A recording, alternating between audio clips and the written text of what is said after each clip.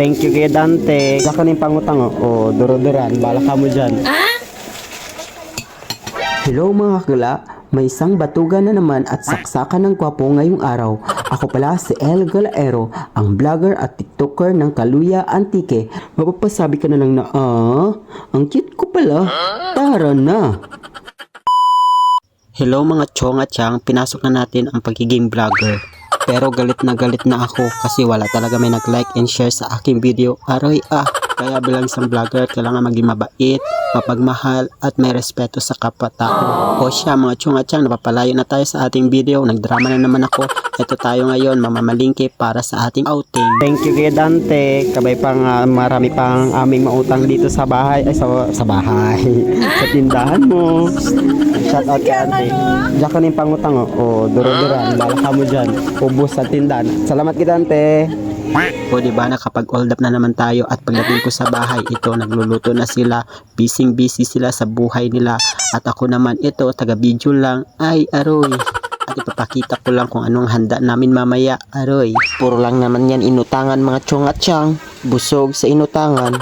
O ayan, pagkatapos ng pagluluto, ayan, pupunta na kami ng dagat. Tara, let's go!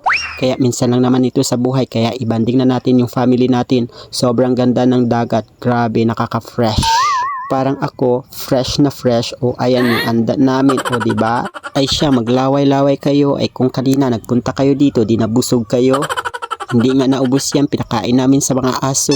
Sa mga aso, joke lang po. Ito talaga ay pinag-iisipan namin para magiging refresh yung utak namin kasi gulong-gulo na sa mga utang. Ay, charot. Baka mamaya hulihin na kami ng mga pulis. Ay, aroy O ayan, masayang-masaya na ang aking dalawang prinsesa. Aroy, prinsesa sa buhay ko. Kayo din, meron ba? Pagkatapos niyan, aroy, naglamak-lamak na kami kasi gutom na. Puro kasi picture at video. O diba, kitang-kita sa video na parang samok na samok kami. Ay, dalok na dalok. Ay, ano ba ang term dito? Yun na nga, patay gutom.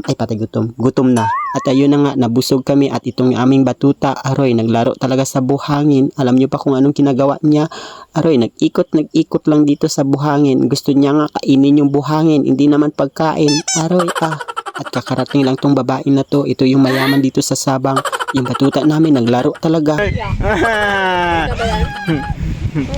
Dali, come on. Ay aroy parang asong nakawala. Inayaan ko na lang mga chong at siyang kasi tuwang-tuwa talaga siya. Kaya pagustuhan mo sarili bata. Bron, ang bubuyog sa dagat.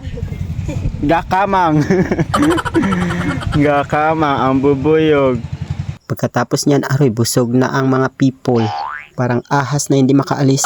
Hindi pa nakontento, kumain pa talaga ng Indian Mingo. Mamaya, burok-burok yan ang tiyan nyo. Aroy, So pagkatapos niyan, kinuha ko na yung batuta na yan para magligo kami sa dagat. Pero anong nangyari? Takot na takot sa dagat. Akala niya kasi ilulunod ko siya sa dagat. Aroy, maawa ka naman. Kung makapilit ang aming batuta para siyang butiking maliit. Aroy, kahit anong gawin ko talaga, ayaw niya talaga. Hindi ko ba alam kung namangyan ito o natatakot talaga sa dagat. Pagkatapos niyan, aroy, parang nilalamig na siya. Ayun, tumakas na kami. At ayan, hindi pa natatapos ang kanilang topic kung ano talaga yung minamarites nila. Ay, aroy, Kaya mga chong at chang, wag puro drawing, magpadagat din with your family. Mag-enjoy ba? Kaya sa amin, hindi na talaga ito drawing. Totoo talaga. Tuwang-tuwa sila talaga dito sa padagat namin. Minsan lang kasi ito mga chong at chang.